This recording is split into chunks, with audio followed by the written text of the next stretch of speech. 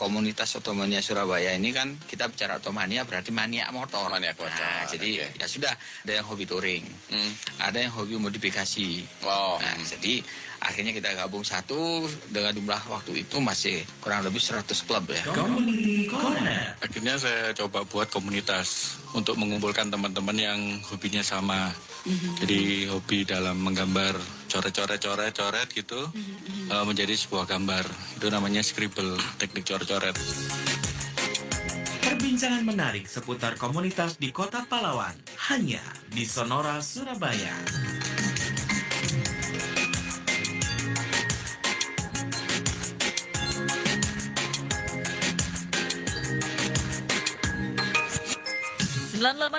FM Sonora Surabaya, News Traffic and Music. Selamat pagi sahabat Sonora.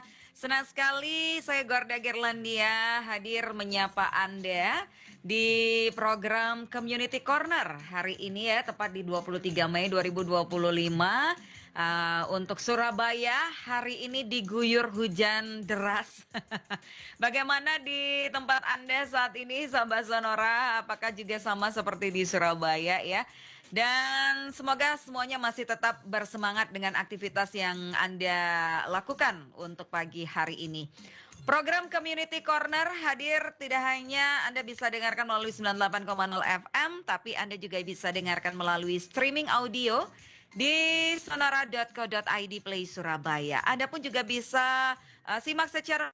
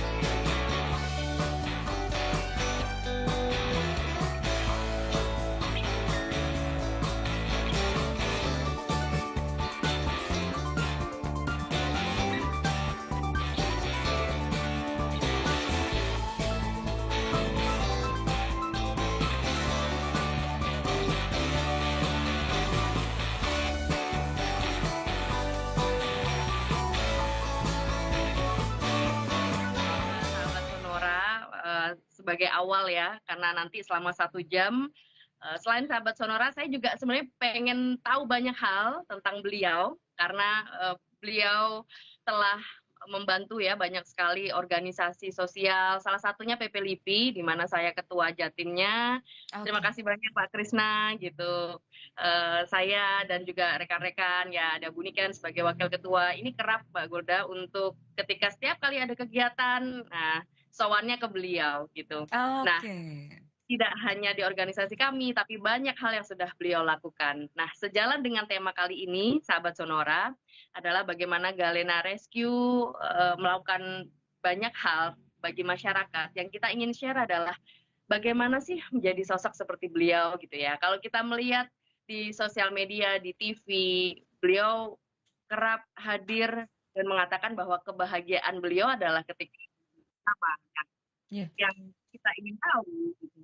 Bagaimana menumbuhkan itu, karena kan tidak semua memiliki perasaan yang sama, kepedulian yang sama gitu. Nah, itu hari ini kita bersama-sama. Suara saya terdengar jelas ya, Mbak? Iya, agak ini sedikit jauh Bu Titis suaranya. Mungkin delay ya ini ya. Ya, oke. Saya coba dekatkan ya. Oke, kalau dari suaranya sudah oke. Ya. Oke ya. Jadi kalau di bidang kami, saya khususnya di Lembaga Pelatihan Talenta, kami memang mengasah emotional question gitu ya. Jadi bagaimana kalau di akademik udah pinter banget, jago banget, tapi sekarang apalagi dengan banyaknya robot, AI gitu ya, sensitivitas dan kepedulian manusia itu sampai perlu ada lembaga seperti kami gitu untuk bantu kita semua gitu ya untuk lebih sensitif. Nah, yang saya ingin nanti gali mendalam kepada beliau, bagaimana sih kalau misalnya belum ada di diri kita, bagaimana menumbuhkan gitu ya, karena di segala kondisi baik kekurangan maupun ada gitu ya, kan ada challengingnya masing-masing. Kalau berkelebihan mungkin punya kesibukan sehingga nggak ada waktu, gimana meluangkan waktunya gitu ya. Kalau misalnya banyak waktu tapi tidak berdaya secara sumber daya, nah itu gimana caranya agar tetap bisa berbuat sesuatu. Nah itu yang ingin kita gali bersama. Nah teorinya sahabat Sonora, jika kalau di dalam sumber daya manusia kita sebut ada kolaborasi sosial gitu ya. Jadi kolaborasi itu tidak hanya antara misalnya saya dengan Pak Krisna, saya dengan sahabat-sahabat Sonora gitu, tapi secara berkelompok kolaborasi itulah yang saat ini jadi senjata ampuh untuk memenangkan situasi. Ya, kita lihat aja secara global. Bagaimana misalnya negara-negara adidaya yang tadinya ingin unggul sendiri-sendiri pun sekarang nggak bisa. Akhirnya mereka sekarang berkelompok ya. Kalau kita lihat update terbaru, ada beberapa negara adidaya udah berkumpul jadi satu ya. Kemudian ada blok-blok lah gitu. Artinya kolaborasi tidak hanya personal ataupun masyarakat kecil, tapi sudah merupakan kolaborasi sosial. Salah satunya bisa dilakukan dengan kegiatan bersama seperti ini. Nah, kita akan gali bagaimana sih tips ya cara beliau menginspirasi kita, cara melakukannya dalam segala hal itu seperti apa. Mengajak orang, menemukan tempat, karena beliau tuh seringkali menemukan tempat yang di pelosok banget yang mungkin kita nggak tahu. Saya justru gitu, maksudnya beliau dengan kesibukannya kok bisa dapat tempat-tempat yang unik dan benar-benar memang perlu dibantu gitu. Gimana caranya menemukan tempat-tempat itu? Karena nggak ada di Google kan Mbak gitu. Iya, betul. Hal-hal mungkin simple tapi mengena gitu. Jadi bantuannya tepat sasaran gitu. Betul. Mungkin itu awal dari kami. Nanti di akhir sesi saya akan memberikan tips ya, tips tambahan tentang bagaimana mengencourage diri untuk menjadi lebih peduli kepada masyarakat. Oke, baik. Terima kasih Bu Titis. Nah, ini langsung beralih ke Pak Krisna. Mungkin di awal ini Pak Krisna, mungkin bisa disampaikan sebetulnya secara pribadi suka dengan hobi off-road ini bagaimana awal mulanya Pak Krisna? Baik, Assalamualaikum, selamat pagi Mbak Titis, Mbak Delda. Jadi kami itu off-road mulai tahun 2008-2009. Oke. Jadi udah mulai balapan sampai sekarang, bahkan besok juga ada event di Nganjuk. Jadi mungkin awalnya ya ya kita suka ke alam lah, suka ke alam. Jadi kalau off-road itu ada dua, satu kita adventure, itu kita jalan-jalan ke hutan. Yang kedua balapan, kita dua-duanya kita jalanin. Nah, pada saat kita jalan-jalan ke hutan, memang kita sering menemukan kondisi di mana satu kelompok warga lagi kesulitan mungkin air, terus mungkin tempat ibadahnya mungkin sedikit harus diperbaiki. Nah, gitu yang sering kita temukan di pedalaman, dan itu memang hanya bisa dicapai dengan mobil 4x4 ya, Mbak ya, karena medannya sulit, medannya memang cukup. Ya kalau mobil-mobil biasa nggak bisa masuk. Jadi itu yang kami lakukan di pedalaman seperti itu. Oke, baik. Nah ini yang menjadi menarik Pak Krisna. Hobi off-road ini termasuk hobi ekstrim begitu ya, karena menyangkut juga masalah safety begitu. Nah, bagaimana ini Pak Krisna bisa menjalani itu begitu? Saya kecil itu di kampung, besar di kampung, lahir di Madiun sana, di mana lingkungan saya, lingkungan kampung masih banyak hutan, banyak sawah. Jadi itu yang mungkin membuat saya suka sama alam ya. Jadi suka alam, salah satu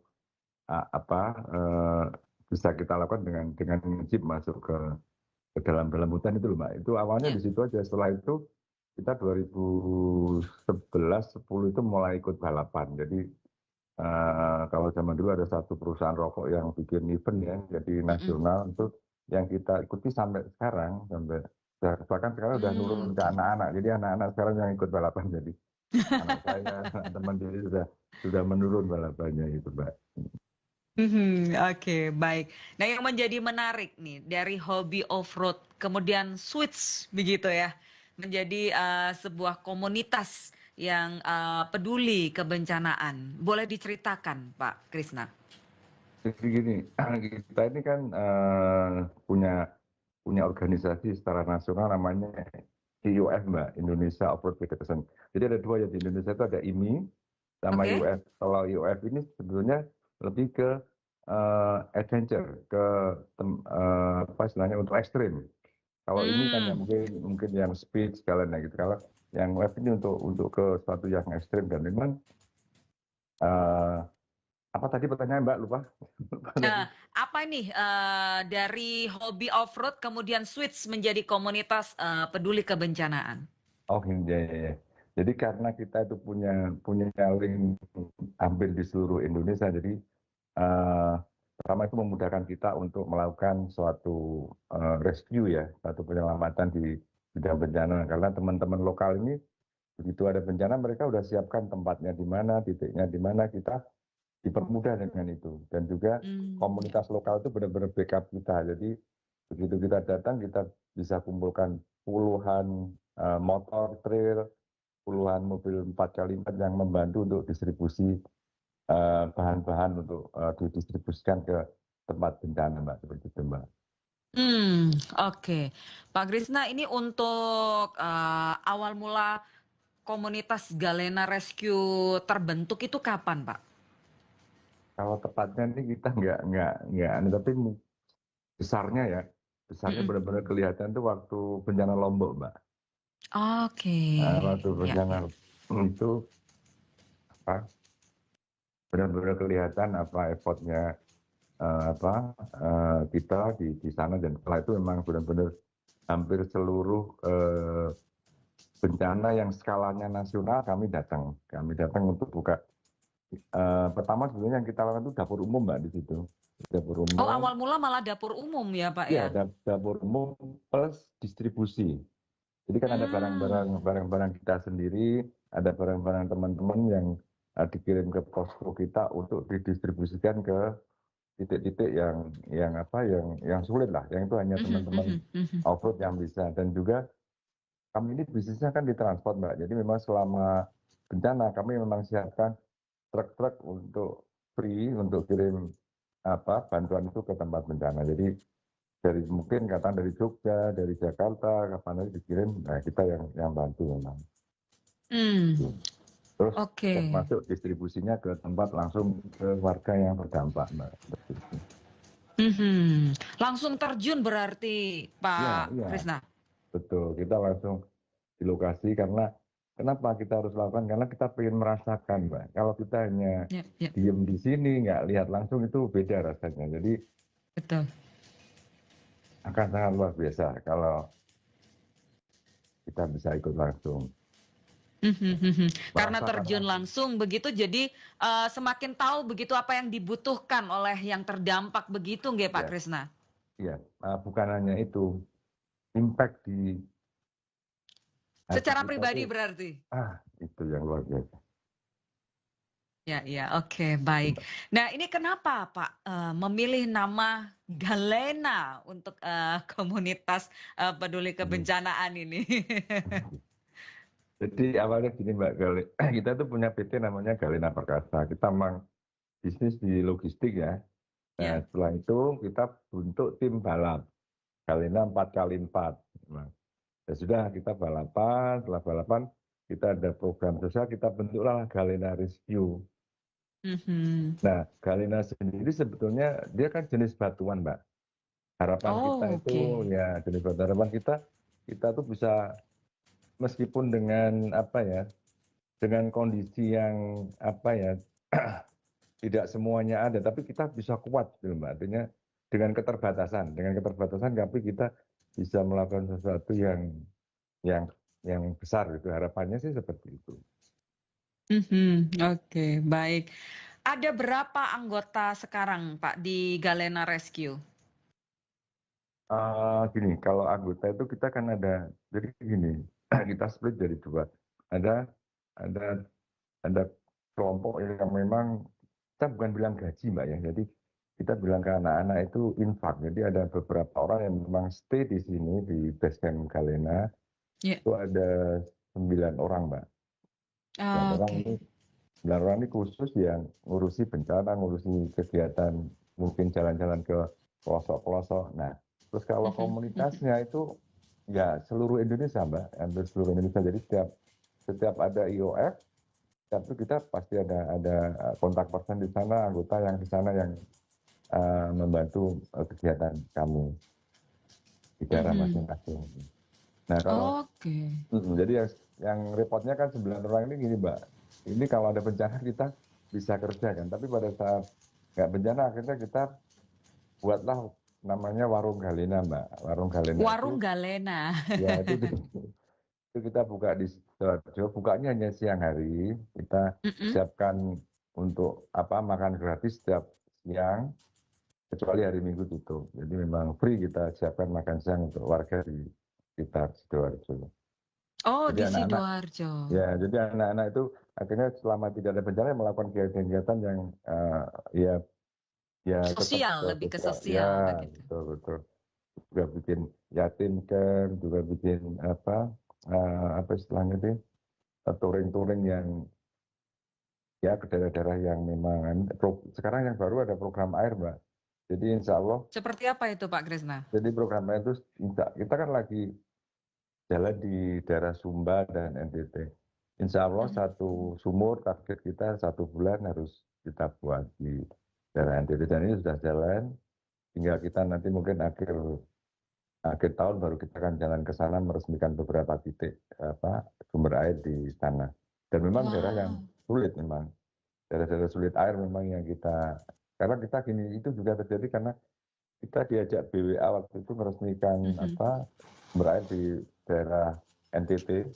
Dan memang kami merasakan langsung bagaimana orang kesulitan air, orang susah cari air, jalan sekitar 3 kilo, 4 kilo, dan itu pun perjuangannya luar biasa. Dari situ kami makanya punya program air ini Mbak di sana, di daerah timur, Indonesia Timur. Dan ini masih berjalan terus ini Pak untuk yang sumber air ini?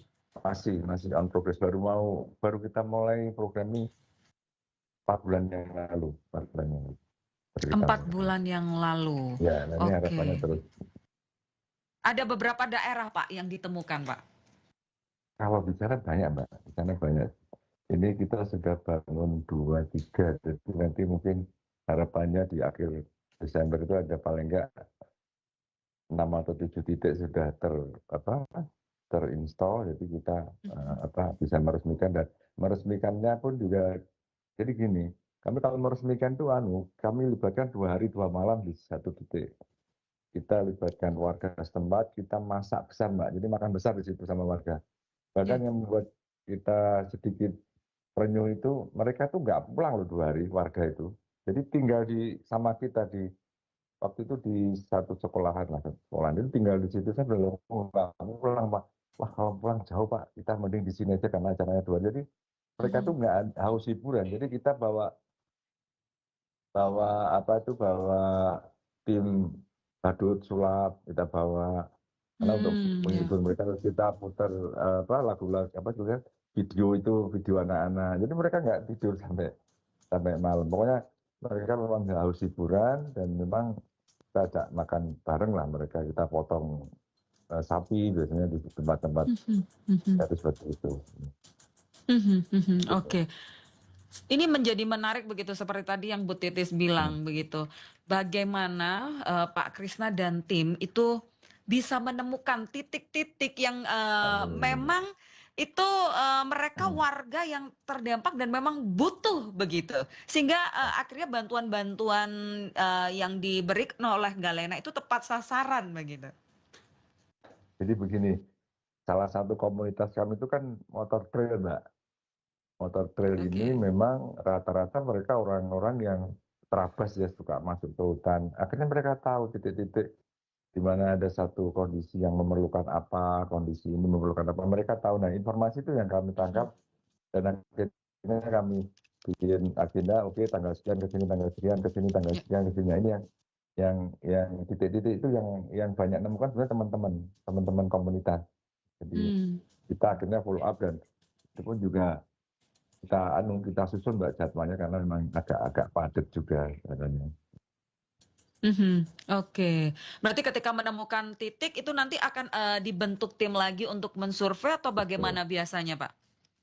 Jadi kalau sudah ada titik, kita tentukan, kita kirim 1 orang dari kita. 1 orang?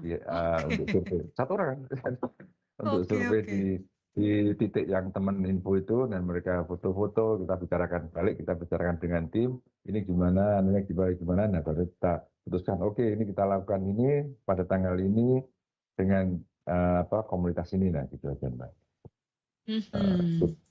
Tetap perlu survei, tetap kita lakukan.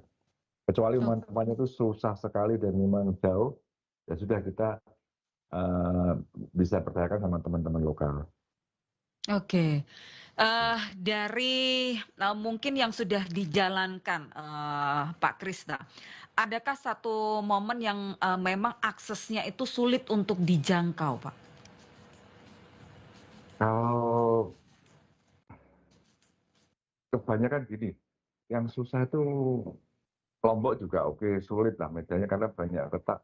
Palu itu Mbak yang agak susah juga, jalurnya pecah-pecah, jadi aksesnya memang sulit. Tapi kami melihat itu bukan satu kesulitan ya, karena teman-temannya tiap hari mainnya di jalan-jalan ekstrim, jadi mereka sangat happy gitu loh, dia meluapkan hobinya. Pertama juga akhirnya hobi itu bermanfaat untuk membantu bersama. Bahkan ada beberapa teman komunitas itu rumahnya itu roboh, dia nggak ngurusi rumahnya, malah ngurusi orang lain. Sampai pas mau balik kita mampir kan ke tempatnya teman ini, loh kamu kayak gini kok malah nggak bilang gitu. Ini luar biasa teman-teman itu.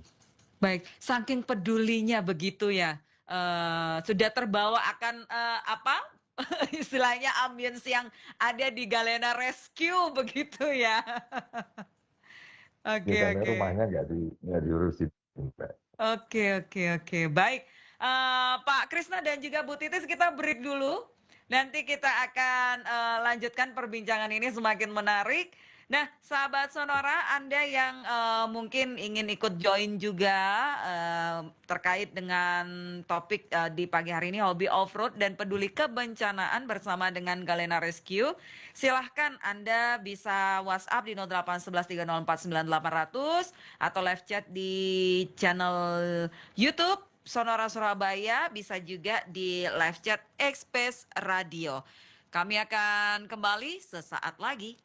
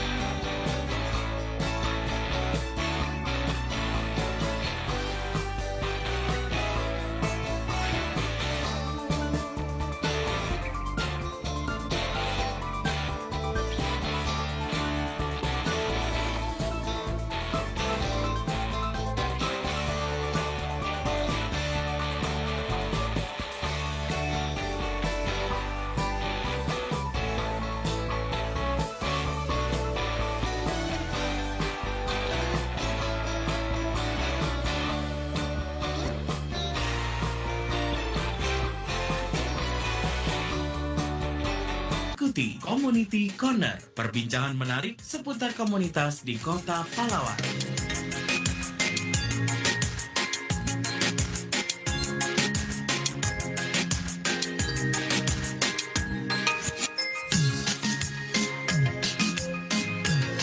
Baik sahabat Sonora, kita lanjutkan kembali program Community Corner mengenai hobi off-road dan peduli kebencanaan bersama dengan Galena Rescue. Anda bisa simak siaran ini di 98,0 FM Sonora Surabaya atau di streaming audio sonora.co.id Play Surabaya.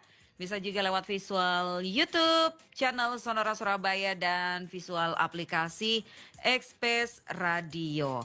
Dan Bu Titis, sebelum saya ke Pak Krisna ini ya, Bu Titis tadi di awal kan sempat mengatakan bahwa pernah jalan dalam satu program bareng nih sama Pak Krisna. Boleh diceritakan juga nih pengalaman itu, Bu Titis?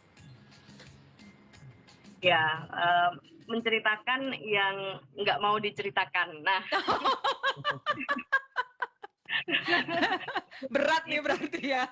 Iya, jadi itu memang tipikal beliau gitu, Mbak. Maksudnya satu-satunya ya dari para sponsor kami gitu ya, donatur kami gitu. Satu-satunya yang ketika kami mengajukan proposal itu tidak nanya logonya apakah dipasang gitu kan, barangnya dibawa kemana gitu, berapa jumlah, mana dokumentasinya gitu. Jadi beliau kami melihat sendiri bagaimana keikhlasan itu bisa diwujudkan dengan setulus itu gitu. Itu yang bikin kami sebenarnya kepo dalam tanda kutip, gimana ya caranya bisa seperti beliau gitu.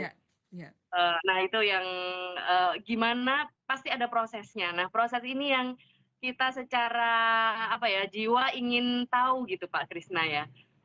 Bagaimana Bapak menata hati gitu untuk mulai memberi tanpa mendapatkan feedback, walaupun hanya sekedar kabar gitu ya, istilahnya.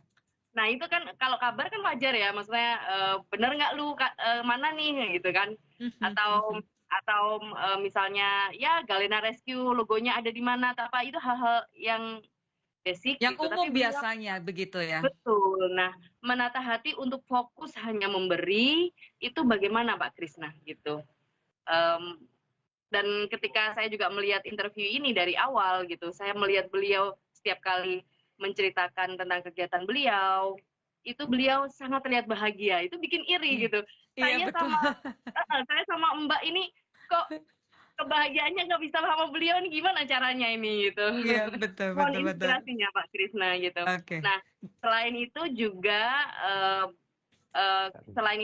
distribusi ya yang kita ingin ketahui, bagaimana mendistribusikan banyak barang-barang gitu ya ke daerah-daerah yang bencana atau apa. Nah ini apakah selain beliau juga memiliki armada sendiri, bagaimana mengajak pihak lain untuk bersama-sama kita. Nah ini yang PR-nya kita. Kadang kan kita semangat tapi kita nggak punya timnya, iya gitu, timnya, tenaganya, atau armada jenis lain gitu ya, misalnya harus nyebrang lautan atau apa. Bagaimana mengajak orang untuk bersosial bersama kami. Nah, caranya bagaimana gitu, Pak? Oke, baik. Pak Krisna, nah bagaimana punya jiwa yang begitu besar begitu Pak, istilahnya itu memberi sesuatu tanpa pamrih begitu. Bagaimana Pak Krisna? Ini tidak semua orang memiliki ini begitu. Gimana Mbak Titis ya, agak susah dijelaskan ya. Jadi bingung juga menjelaskan. Cuma gini, saya itu dibesarkan di kampung. Jadi bapak ibu saya itu pegawai negeri dua-duanya. Di mana saya tahu betul kondisi orang tiap pagi pergi ke sawah, ya.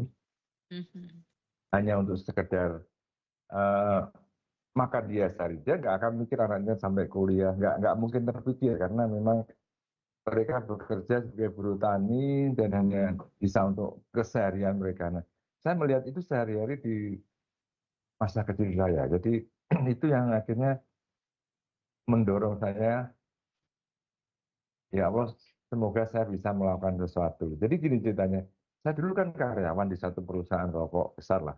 Saya memberanikan keluar karena memang begini Mbak, niat saya waktu itu saya sudah levelnya udah lumayan lah, jadi cukup untuk keluarga kecil saya. Tapi kalau saya swasta dan diberi rezeki yang lebih, tentunya saya bisa melakukan sesuatu yang lebih besar lagi, bukan hanya semata di keluarga kecil saya. Nah, itu terjadi karena memang kecil saya itu sering melihat hal yang memprihatinkan, itu yang menggugah hati saya untuk bisa melakukan itu. Dan yang kedua, kenapa di setiap bencana saya mesti datang meskipun tidak full, karena saya pengen melihat langsung, oh ternyata memang kondisinya seperti ini, dan itu akan menyentuh hati kita. Nah untuk mengatakan ikhlas itu memang ya nggak mudah. Kadang juga namanya manusia biasa Mbak, tetap ada muncul lah sedikit apa ya, miss ya, karena tapi segera, kalau saya sih ya segera istighfar saja sebenarnya, ya minta maaf sama Tuhan bahwa semua itu atas kehendaknya lah, bukan karena kita. Dan memang semua ini ya bisa dibilang memang ya titipan, benar titipan, benar titipan kita gitu. Jadi meskipun kita ini kondisinya katakan belum tentu selalu ada, tapi kita selalu berusaha untuk melakukan sesuatu yang bermanfaat, baik di saat lapang ataupun di saat sempit. Itu yang keyakinan kami di situ. Nah, bagaimana membuat kita ikhlas, ya sudah, kalau saya memang sering lupa, Mbak, sering melupakan sesuatu. Jadi kalau melakukan sesuatu udah saya lupakan, itu mungkin yang nggak Anda, itu salah satunya mungkin, Mbak, ya. Tapi yang jelas memang masa kecil saya di sekitar saya memang banyak kondisi yang memprihatinkan, itu yang membuat kepedulian di situ, Mbak. Wow, luar biasa Pak Krisna. 1001. Oke, nah ini terkait dengan distribusi tadi Bu Titis. Apakah memang ada kolaborasi dengan pihak lain? Bagaimana untuk akhirnya mereka bisa ikut begitu ya, mau untuk diajak peduli juga terkait dengan program-program di Galena Rescue? Ya, ini memang satu PR yang nggak mudah, Mbak. Jadi teman-teman ini memang berangkat dari berbagai background ya. Cuman yang kita lakukan itu memberi contoh saja. Katakan kita, oke, ayo jalur ngetrail ke Lombok katakannya, atau kemana, kita selalu kasih contoh gini, ayo kita bagi sembako lah di warga di sekitar itu. Nah, ini akhirnya mereka ada yang ikut, ada yang enggak, nah nggak apa-apa, tapi paling enggak kita kasih contoh. Ada satu kondisi di Jember, Mbak. Di Jember itu, kita itu ada satu kelompok preman lah. Nah, kita itu kan kelompoknya macam-macam. Kelompok preman waktu itu selalu kita kirimi beras tiap bulan. Pelan-pelan kita kurangi, dan akhirnya sekarang mereka malah jalan sendiri tanpa harus support kita, Mbak. Jadi memang harus kita kasih contoh. Jadi kita harus melakukan itu dengan mereka. Begitu mereka jalan, kita tinggal. Itu yang harus dilakukan untuk mengajak teman-teman gitu. Nah, kalau untuk distribusi, memang karena komunitas kita banyak, kita memang ada mobil khusus untuk 4x4, di mana setiap bencana kita akan turun, bahkan truk pun kita akan kirim ke daerah bencana itu. Jadi tapi supportnya dari teman-teman lokal, kan kita perlu kendaraan kecil, motor trail, terus mungkin mobil-mobil pengangkut 4x4, itu pasti disupport sama teman-teman lokal. Dan mereka, orang-orang IOF ini sedikit gila kalau menurut saya. Jadi mereka itu kalau ada bencana udah nggak usah diomongin, langsung jalan gitu, tanpa ini itu, Mbak. Gitu, Mbak, itu sama Mbak Burda ini. Oke, baik. Biasanya ada kolaborasi juga mungkin dengan instansi pemerintahan atau apa gitu. Kalau kebencanaan berikan mungkin BPBD begitu, Pak Krisna? Ya, dengan BPBD, dengan Tagana. Jadi memang hampir semua tempat bencana kita memang selalu sama mereka, Mbak. Jadi koordinasi, artinya koordinasi itu mereka punya apa ya istilahnya ya, punya komando instruksi ya. Kita jadi anggota. Jadi setiap mereka meeting, kita diundang, sama komunitas lainnya juga diundang. Artinya mensinkronkan kegiatan di sana, mana yang sudah, mana yang belum. Nah, itu yang selalu sama mereka sebenarnya. Cuman ya itu kadang maaf, bukan ini, kadang memang pemerintah perlu decision ya di lapangan ya. Jadi kendalanya kan mereka kurang cepat memutuskan sesuatu, harus tanya ini, tanya itu. Ini yang harusnya pemerintah rubah, itu di setiap bencana dia harus taruh satu orang yang memang bisa memutuskan semuanya. Itu yang penting. Jadi kecepatan memang diperlukan. Tapi koordinasi kami. Baik. Namun kalau terkait dengan keterlibatan sendiri, memaksimalkan keterlibatan komunitas atau mungkin relawan dalam berbagai kebencanaan yang terjadi, seperti apa, Pak? Ya, karena kami ini komunitas kami itu bersama IOF itu, tapi ya gimana? Mbak, sangat, mereka udah jiwanya jiwa sosial. Jadi teman-teman ini tidak begitu susah begitu ya, Pak ya? Enggak. Bahkan mereka langsung begitu ada bencana di mana gitu, Pak ini gini, ya. Terus akhirnya ya kita susun, udah jalan dulu ini jalan, nah itu. Jadi mereka itu kayak apa ya, otomatis gitu loh Mbak, karena jiwanya mungkin teman-teman relawan ini memang jiwanya jiwa ya untuk pencanaan memang luar biasa. Dan bahkan memang kami itu mungkin dari mungkin salah satu yang ini ya, yang paling cepat sebelum helikopter gitu ya. Sebelum helikopter, jadi kita yang ke titik-titik susah itu memang kita memang lebih cepat. Terkait dengan bentuk bantuan seperti apa biasanya yang di backup oleh teman-teman dari Galena Rescue, Pak Krisna? Jadi gini, kalau fokus kami itu sebetulnya di dapur umum. Dapur umum, plus, oke. Ya, plus kita bantu support distribusi, Mbak. Yang kita didistribusikan itu bisa barang dari teman, bisa juga bisa juga barang kita sendiri. Jadi tergantung sikon lah, katakan di Lombok kemarin ya kita sampai hampir beberapa bulan yang lama sekali di sana karena memang ada program banyak di sana, dan distribusi itu bukan suatu yang ini, karena memang keseharian teman-teman kerjaannya di medan-medan sulit, jadi mereka bisa aja Mbak, fine aja melakukan itu gitu Mbak. Oke. Bagaimana nih membagi waktu Pak Krisna dengan kesibukan yang ada, namun masih tetap bisa peduli begitu di dalam kegiatan-kegiatan Galena Rescue? Kalau kesibukan mungkin saya orang paling nggak sibuk sih, mungkin jadi. Saking semuanya sudah dijalani ya Pak. Jadi kalau hari-hari saya memang banyak di rumah Mbak. Jadi kita paling di rumah. Ini sekarang di rumah, nanti siang ke warung lihat orang-orang makan siang. Karena memang itu sering saya lakukan untuk menggugah. Artinya pada saat kita ini namanya swasta kan penuh, ada kesulitan ini, kesulitan itu. Tapi begitu lihat teman-teman yang lainnya makan di sana, bisa melihat ini loh, orang mau makan aja susah, kamu dikasih susah itu aja udah pusing. Akhirnya ini membuatkan rasa syukur. Akhirnya ternyata masalah saya itu kecil dibanding teman-teman yang terus. Kalau paling ya touring, off-road, kalau pekerjaan memang sudah banyak dihandle teman-teman, anak-anak, sudah saya hanya hal yang penting yang bisa saya lakukan Mbak, karena kalau yang anu sudah dihandle sama tim lah di sini. Oke, baik.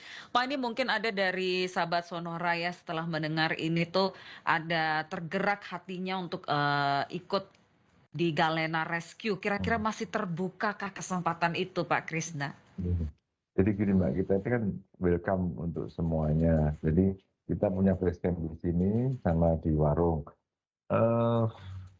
Kami itu memang membuka seperti di warung tuh semua, hampir bukan hanya komunitas Galena, ada komunitas anti riba, komunitas anak Vespa, komunitas apa ya, petani apa itu sering menggunakan tempat kami dan sering diskusi di situ. Jadi ada training, kita punya satu profesor juga dari Protigo yang dia bikin produk-produk apa seperti herbal gitu dia.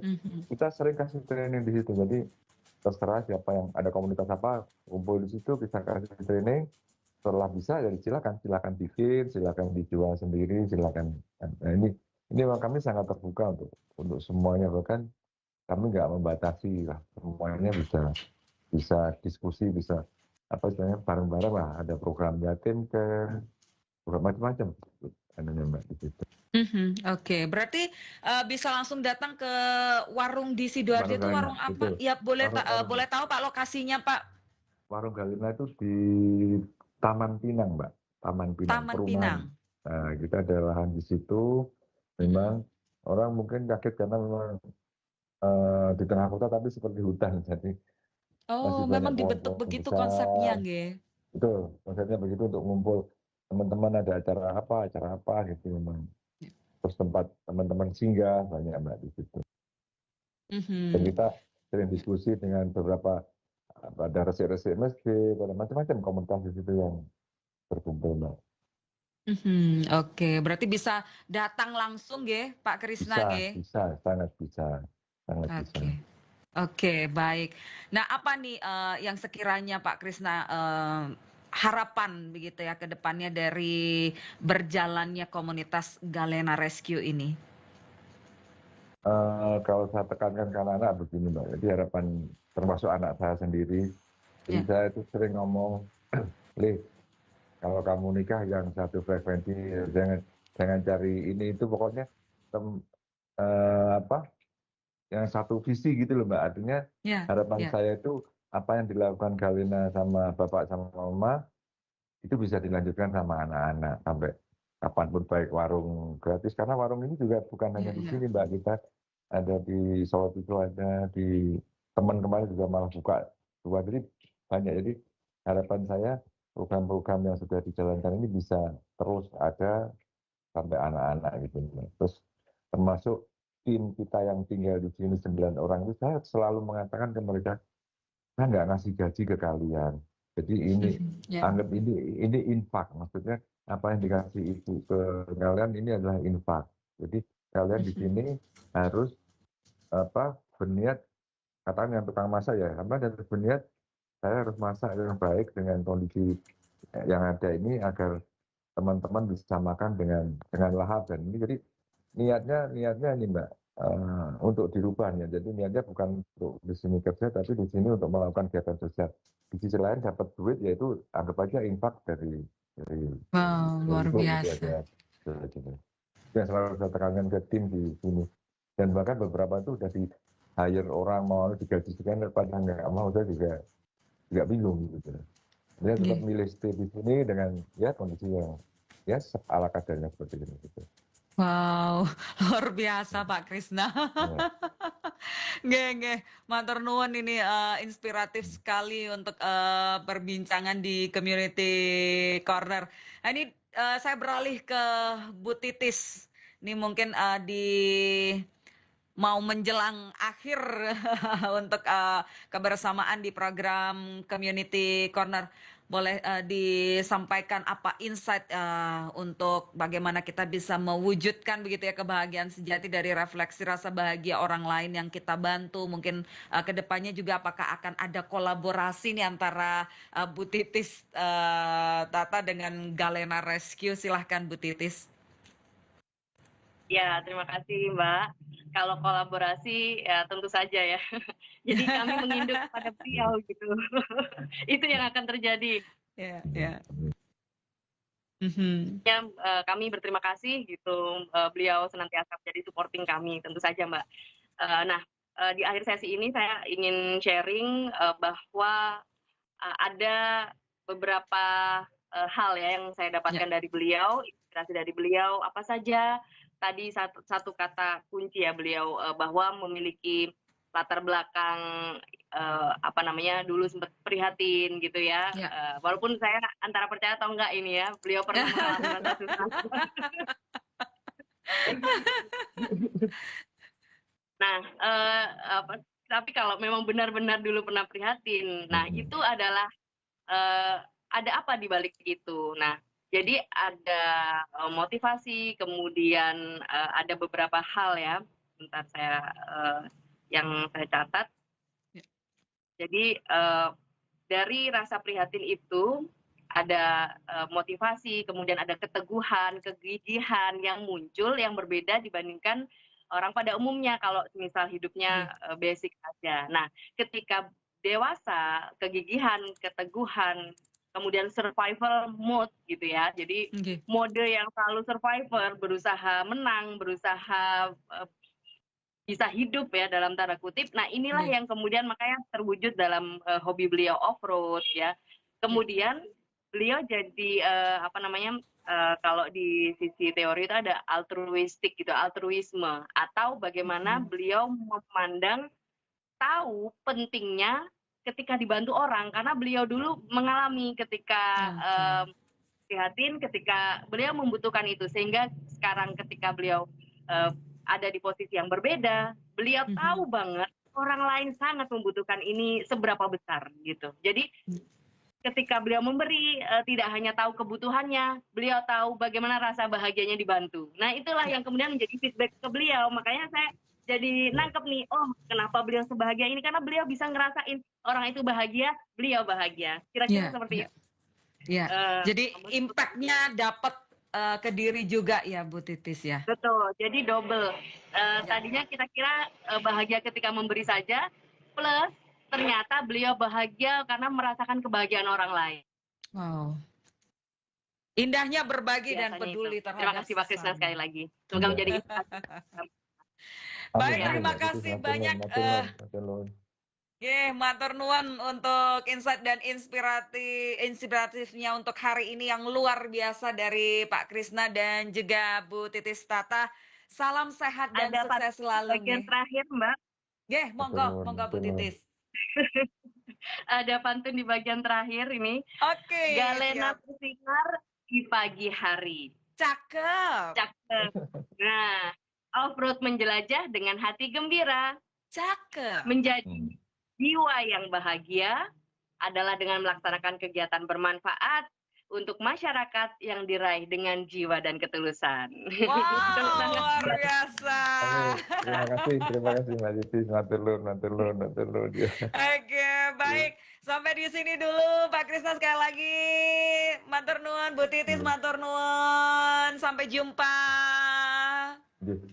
Makasih Mbak Titis, Mbak Gorda matur nuwun. Ya.